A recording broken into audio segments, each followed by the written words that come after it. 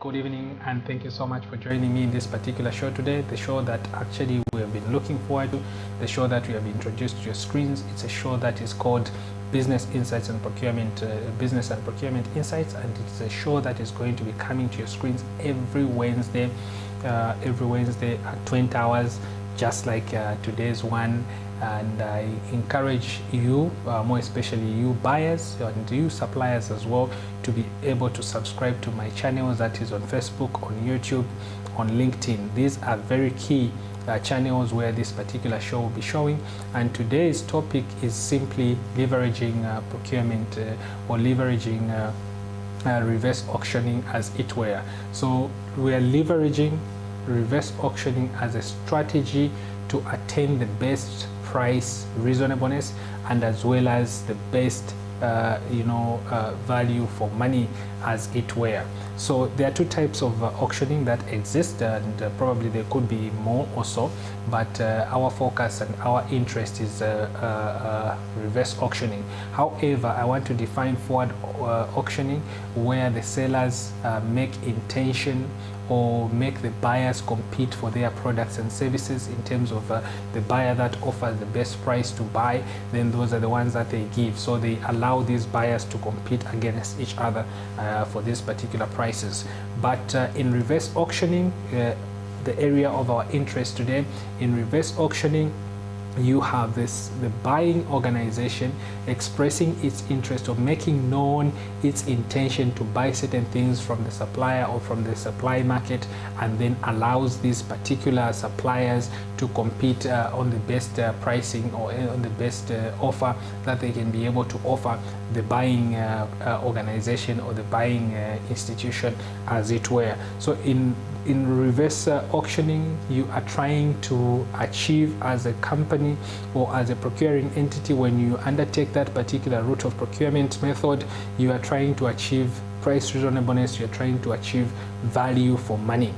These are key to every successful and efficient procurement undertaking. So why then should a company be able, or why then should be a buying entity or a procuring entity be able to use reverse auctioning? So this is a strategy that allows buyers and suppliers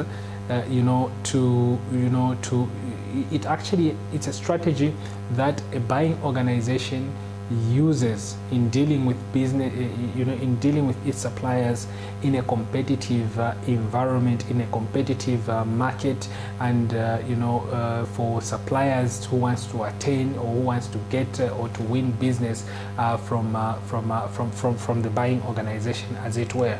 So reverse auctioning can be carried, number one, in different in different ways and at different times and for different reasons. And one of the reasons that we can actually be able to use reverse buying or reverse auctioning is, one, in order to ensure that we lower the cost or we lower the bid costs for certain goods and services that we are procuring as a business, rather than buying these things at a higher price, as it were. So we can actually do a reverse, or we can actually use a concept called reverse auctioning for us to be able to attain this. And also, in this reverse auctioning, we must be able to be aware that it can be conducted either physically or electronically. Physically, you bring suppliers together, and then you share what you want to buy as an organization, and you allow them to begin to bid and to compete the best prices that they can offer you that particular service or product at, and everything until you reach to a point where you agree. Or vice versa, as we mentioned, it can also be able to be conducted electronically. This is where now you put up an electronic platform, either through mails or whatever you can actually come up electronically. But when we talk about electronic reverse auctioning, we are actually talking about the use of internet, the use of all these digital platforms for us to be able to attain what we want to attain from the markets. So now, when should this reverse auction be carried out? Reverse auctioning can be carried out when, for example, when when you want to actually buy raw materials, okay, when you want actually to buy, you want to implement maybe to buy some goods that are key, or that may not even be so much in terms of availability in the market. It can also be used when you want to travel. It can printing services, capital equipment, components, and many other procurement undertakings. You can actually apply what we call reverse auctioning. You can actually adopt this concept and you can apply it there.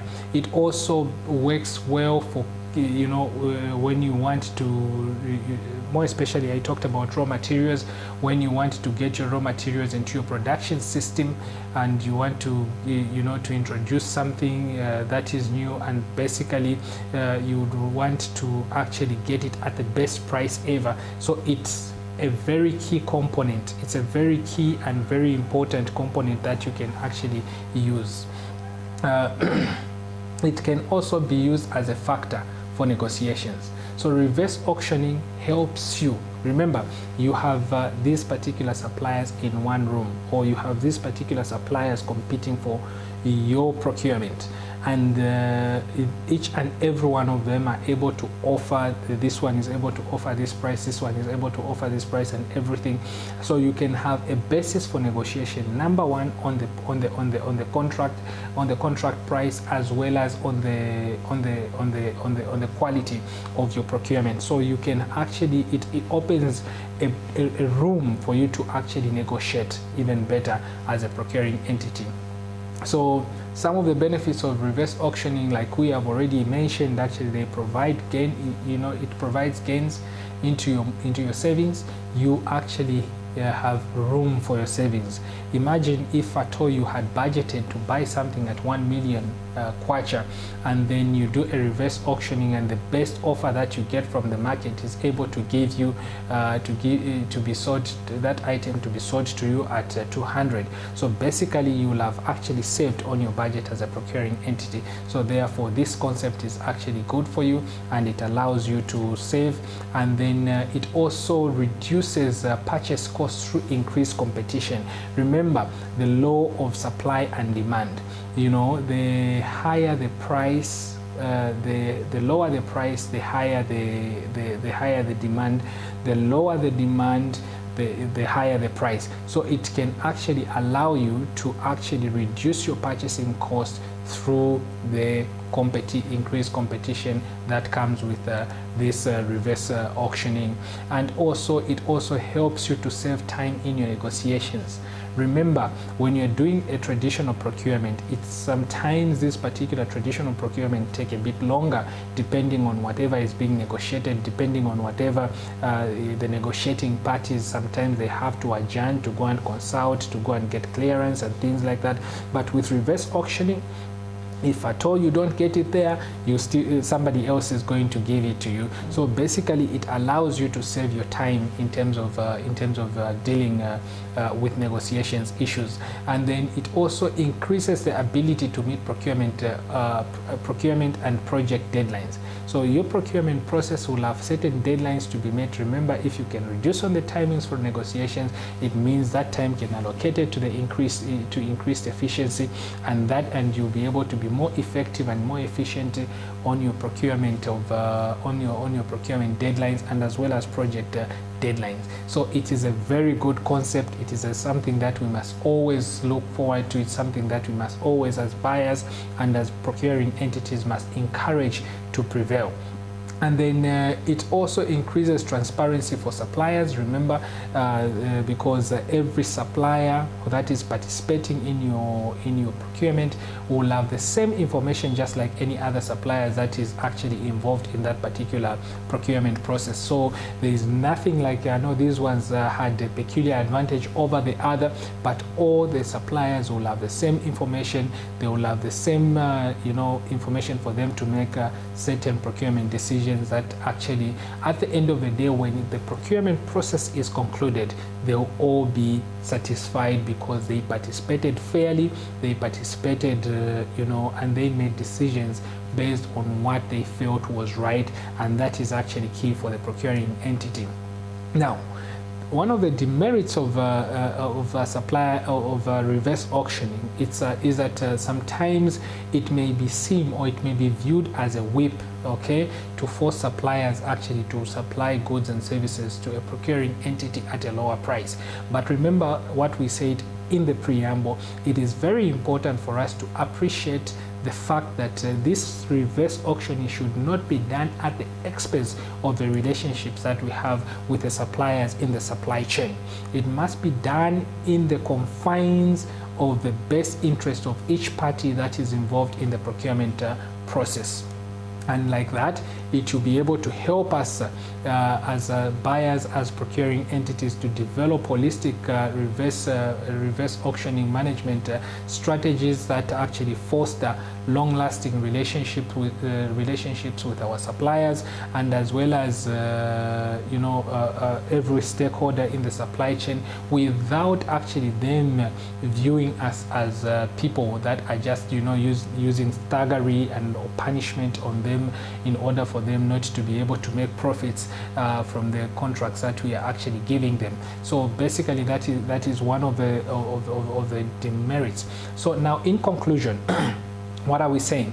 In conclusion, number one, we must be able to understand that reverse auctioning has got very important benefits to both the suppliers and as well as the buying organization. And therefore, once done right, once done in a correct manner and in the right manner, without any interference, without any prejudice and all those issues, it actually it actually brings a lot of benefits to both the supplying and the buying organization. And then it also enhances on your time saving as an organization. It cuts on costs, so provides suppliers, it provides you with more supply base, because you go out there to the public and you share the intentions of what you want to buy, and allow more of your suppliers, actually more of the suppliers that feel they are able to deliver, to come on board and be able to compete for this particular process that you want to undertake as a procuring entity. So it gives you a room for a lot of supply base. Then it also includes time saving, like I already mentioned. Time saving is one of the factors that actually is key to the procurement process, more especially people that are dealing with high value procurements, those that are dealing with sensitive installations or sensitive production lines, where definitely you may not be able to afford to have a delay in your procurement process. Reverse auctioning actually helps you to reduce on those particular timings. Again, it also helps you as an organization, as earlier on mentioned, to increase on your transparency, and also to enhance competition among suppliers. And when there is stiff competition among suppliers, it means the buying organization will be able to get price reasonableness out of the procurements that they are undertaking, and they'll also be able to get value for money out of all their procurements undertaking. So thank you so much for having joined me in this particular presentation today, and I'm so much excited that we have hit the road and we've started running, and this is just the beginning of many episodes that will be coming to your screens. We'll be featuring different particular characters, different people that have succeeded in the sphere of business, procurement, and many other areas, even suppliers as well, on how they've managed to win certain tenders, so that at least as you are watching as a business person or a supplier out there, you may be encouraged, and you may also learn a number of issues or a number of ways in which you can be able to compete, to stand the competition that is out there in order for you to win businesses. So this is your show, and it is going to be coming to your screens, like I said, every Wednesday at 20 hours. Every Wednesday